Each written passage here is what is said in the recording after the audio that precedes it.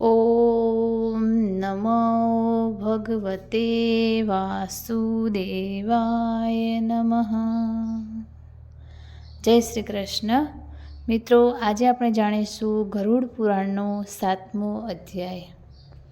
ગરુડ પુરાણનો 7મો અધ્યાય શરૂ કરીએ. આ અધ્યાયમાં પુત્રનો મહિમા અને અન્ય લોકો દ્વારા આપવામાં આવેલ પિંડદાન દ્વારા ભૂત પ્રેતમાંથી મુક્તિ વગેરેનો ઉલ્લેખ કરવામાં આવ્યો છે.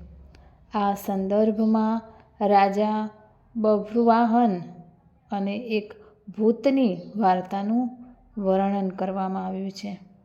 યાર્ન કહેવત. સૂતજીએ કહ્યું, આ સાંભળીને ગરુડજી પીપળાના પાનની જેમ ધ્રુજી ગયા અને ફરી એકવાર ભગવાન વિષ્ણુ પાસે જીવોના કલ્યાણ માટે પ્રાર્થના કરી. ગરુડજીએ કહ્યું, હે સ્વામી, મને એવો ઉપાય કહો જેનાથી માણસને જાણી જોઈને કે બેદરકારીથી પાપ કર્યા પછી પણ યમના ત્રાસનો ભોગ ના બનવો પડે. હે માધવ, સંસારના મહાસાગરમાં ડૂબી રહેલા ગરીબ મન ધરાવતા, પાપોથી બુદ્ધિનો નાશ પામેલા અને સાંસારિક સુખોથી પ્રદૂષિત થયેલા લોકોના ઉદ્ધાર માટે મને પુરાણોમાં દર્શાવેલ ઉપાય કહો, જેનાથી માણસને મોક્ષ મેળવી શકે. શ્રી ભગવાન બોલે છે, હે તક્ષ, તમે માનવ કલ્યાણની ઈચ્છા સાથે સારો પ્રશ્ન પૂછ્યો છે, તો ધ્યાનથી સાંભળો. હું તમને બધું કહીશ. હે ખંગેશ્વર, મેં પહેલાં નિસંતાન અને પાપી લોકોના દુઃખનું વર્ણન કર્યું છે. સંતાન ધરાવતા વ્યક્તિઓ અને ધાર્મિક લોકોને ક્યારેય ઉપરોક્ત દુર્ભાગ્યનો સામનો કરવો પડતો નથી. જો તમારા ભૂતકાળના કર્મોને કારણે પુત્ર પ્રાપ્તિમાં અવરોધ આવે છે, તો કોઈ રીતે પુત્ર પ્રાપ્તિ કરો.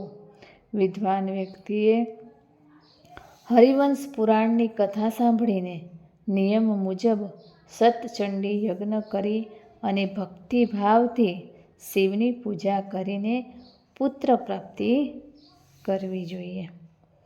એક પુત્ર પોતાના પૂર્વજોને પૂમ નામના નર્કથી બચાવે છે.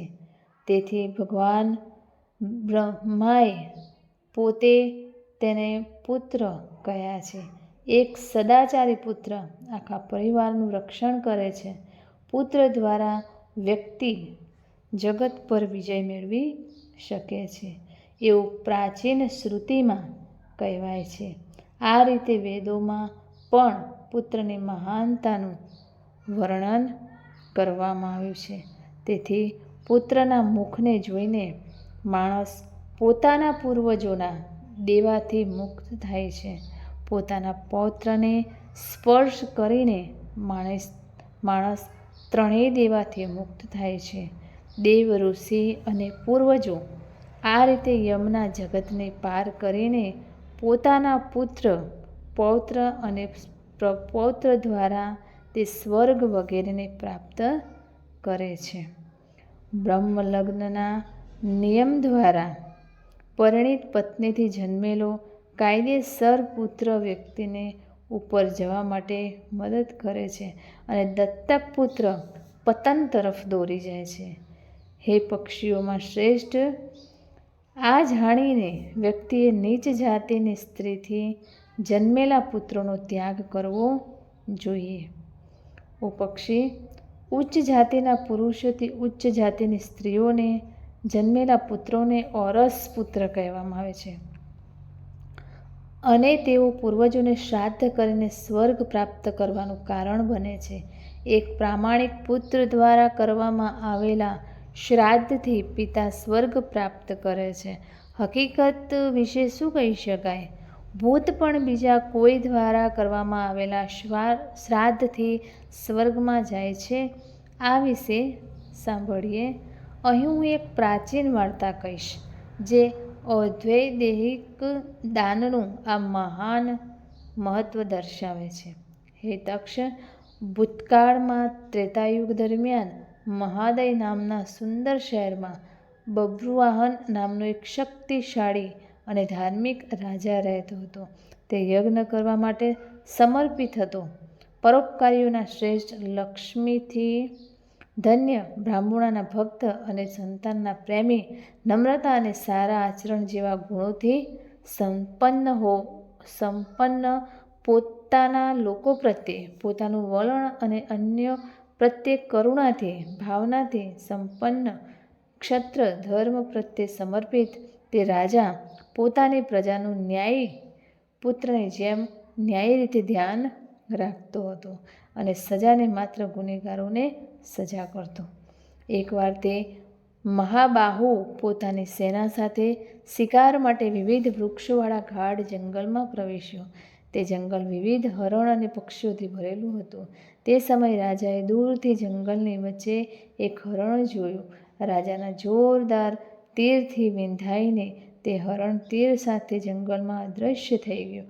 રાજા લોહીથી ભીંજાયેલા ઘાસ પરના નિશાનને અનુસરીને તેની પાછળ ગયો. પછી હરણને કારણે રાજા બીજા જંગલમાં પહોંચ્યો. ભૂખ અને તરસને કારણે અને સખત મહેનતની પીડાથી પીડાતો તે રાજા એક જળાશય પાસે પહોંચ્યો અને તેના ઘોડા સાથે તેમાં સ્નાન કર્યું અને કમળ વગેરેની સુગંધિત ઠંડુ પાણી પીધું. આ પછી કોઈ પણ પ્રયત્ન કર્યા વિના તે જળાશયમાંથી બહાર આવતા રાજા બભ્રુવાહને એક વિશાળ ડાળીઓવાળું વડનું ઝાડ જોયું, જે ફેલાયેલું હતું, જેનો છાંયો સુખદ અને ઠંડો હતો અને પક્ષીઓ કિલકિલાટ કરી રહ્યા હતા. તે ઝાડ આખા જંગલમાં એક મહાન ધ્વજ જેવું લાગતું હતું. રાજા તેના મૂળ પાસે ગયો અને બેઠો. તે પછી રાજાએ એક ભયાનક ભૂત જોયું, જેની ઇન્દ્રિયો ભૂખ અને તરસથી ત્રસ્ત હતી, જેના વાળ ઉપર તરફ ઊંચા હતા. તે ખૂબ જ ગંદા, કુંભાળિયા અને માંસ વગરનો હતો. બભ્રુવાહન તે ભયાનક ભૂતને વિકૃત આકૃતિવાળાને જોઈને આશ્ચર્યચકિત થઈ ગયો. રાજાને ગાઢ જંગલમાં આવતા જોઈને ભૂત પણ આશ્ચર્યચકિત થઈ ગયો અને જિજ્ઞાસુ મન સાથે ભૂત રાજા તેની પાસે આવ્યો.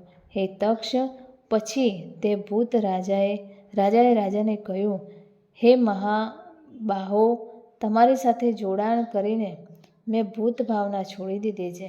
એટલે કે મેં મારી ભૂત ભાવનાથી મુક્તિ મેળવી છે અને મને પરમ શાંતિ પ્રાપ્ત થઈ છે અને હું વધુ ધન્ય બન્યો છું.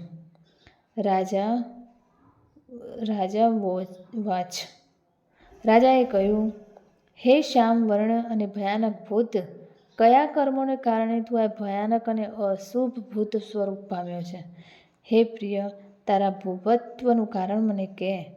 તું કોણ છે અને કયા દાનથી તારું ભૂપત્વ નાશ પામશે? ભૂતિયા ભાષણ. ભૂત બોલ્યો, હે મહાન રાજા, હું તમને શરૂઆતથી જ બધું કહી રહ્યો છું. ભૂત પ્રેતનું કારણ સાંભળ્યા પછી કૃપા કરીને તેને દૂર કરવા માટે પૂરતી કૃપા કરો. વૈદિશ નામનું એક શહેર હતું, જે તમામ પ્રકારની સંપત્તિથી સમૃદ્ધ હતું. વિવિધ જિલ્લાઓમાં ફસાયેલું હતું. અનેક પ્રકારના રત્નોથી ભરેલું હતું. ધનિકોના મકાનો અને દેવતાઓ અને રાજાઓના મહેલોથી શણગારેલું હતું અને અનેક પ્રકારના ધાર્મિક વિધિઓથી ભરેલું હતું. હે પ્રિય, ત્યાં રહેતા સમયે હું સતત દેવતાઓની પૂજા કરતો હતો. તમને ખબર હોવી જોઈએ કે મારો જન્મ વૈશ્ય કુળમાં હતો અને મારું નામ સુદેવ હતું. મેં દેવતાઓને પ્રસાદ ચડાવ્યો અને પૂર્વજોને કાવ્ય અર્પણ કર્યું. મેં બ્રાહ્મણોને વિવિધ પ્રકારના પ્રસાદથી તૃપ્ત કર્યા અને ઘણી વખત ગરીબ, બંધ અને કંજૂસ લોકોને ભોજન આપ્યું. પણ હે રાજા, મારા આ બધા સારા કાર્યો મારા દુર્ભાગ્યને કારણે નિરર્થક થઈ ગયા.